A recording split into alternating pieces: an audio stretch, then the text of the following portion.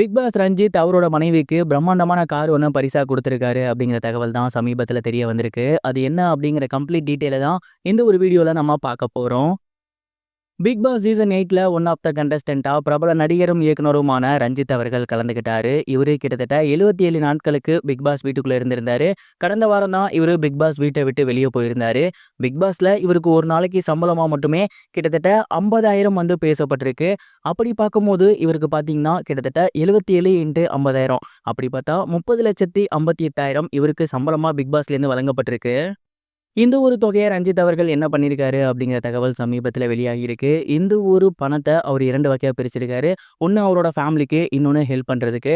And ஃபேமிலிக்கு அப்படின்னு பார்க்கும்போது அவங்களோட ஒய்ஃப் தான் அவங்களுக்கு இப்ப வர மிகப்பெரிய அளவுல சப்போர்ட் பண்ணி வந்துட்டு இருக்காங்க. அந்த ஒரு காரணத்தினால இதுல அவங்களுக்கு தான் ஃபர்ஸ்ட் ஏதாவது ஒண்ணு பண்ணணும் அப்படின்னு ஆசைப்பட்டிருக்காரு. அண்ட் அதனால அவங்களோட ஒய்ஃப்காக மிக பிரம்மாண்டமான கார் ஒண்ணு அவரு பரிசா குடுத்திருக்காராமா. அண்ட் இந்த ஒரு விஷயம் அவங்களோட ஒய்ஃப்க்கே தெரியாது.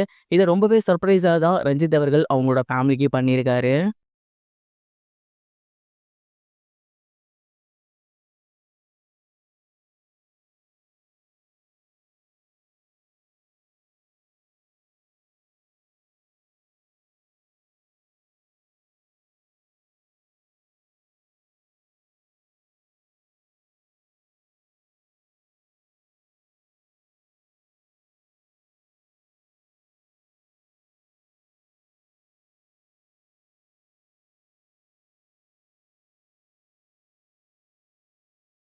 இத தொடர்ந்து அதுல ஒரு குறிப்பிட்ட அமௌண்ட்ட வந்து அவரு தனியா எடுத்து வச்சிருந்திருக்காரு. அது எதற்காக அப்படின்னு பார்த்தீங்கன்னா, பிக் பாஸ் வீட்டுக்குள்ள இருக்கும்போதே அவர் சொல்லியிருந்தாரு, "நெறைய பேத்துக்கு நான் ஹெல்ப் பண்ணுவேன்" அப்படின்னு.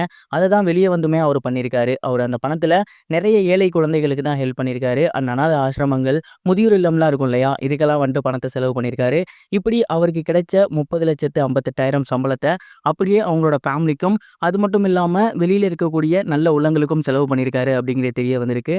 இந்த ஒரு நியூஸ் சமீபத்தில வெளிவந்து ரொம்பவே வைரலா போய்க்கிட்டு இருக்கு.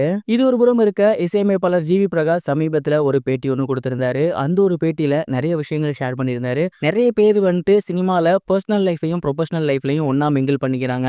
அப்படி பண்ணா நம்மளால சினிமால முன்னேறவே முடியாது. நானுமே என்னோட லைஃப்ல பலவிதமான சூழ்நிலைகள்ல நான் வொர்க் பண்ணியிருக்கேன். 2யும் மிங்கிள் பண்ணதே கிடையாது. என் லைஃப்ல கடந்த சில வருடங்களா நெறைய விஷயங்கள் நடந்திருக்கு.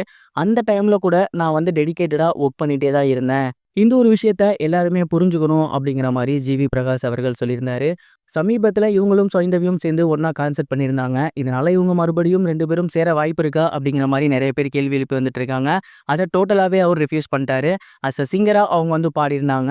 எனக்குமே அதுல நல்ல உடன்பாடு இருக்கு. இத தாண்டி எங்களோட பெர்சனல் லைஃப்ல நாங்க இன்னும் எந்த முடிவும் எடுக்கல அப்படிங்கிற மாரியுமே ஜிவி பிரகாஷ் அவர்கள் சொல்லியிருந்தாரு. இந்த ஒரு பதில் அப்படிங்கிறது கண்டிப்பா அவங்களோட ஃபேன்ஸ்க்கு மிகப்பெரிய ஒரு சோகத்த உண்டாக்கியிருக்கும். ஒருவேளை உண்மையாலுமே அவங்க சேரணும் அப்படின்னா, அவங்க இதுக்கப்புறம் அதற்கான ஸ்டெப்ப எடுப்பாங்க. ஸோ இந்த ஒரு விஷயத்த பத்தி நீங்க என்ன நினைக்கிறீங்க? உங்களோட தாட் என்ன அப்படிங்கிறத மறக்காம கமெண்ட் பாக்ஸ்ல ஷேர் பண்ணுங்க. இதுவரைக்கும் கனெக்டிங் டிவிக்கு சப்ஸ்கிரைப் பண்ணனா மறக்காம சப்ஸ்கிரைப் பண்ணிக்கங்க. உடனடி அப்டேட்ஸ் பெறுவதற்கு நோட்டிஃபிகேஷன் பெல்லையும் கிளிக் பண்ணிக்கங்க.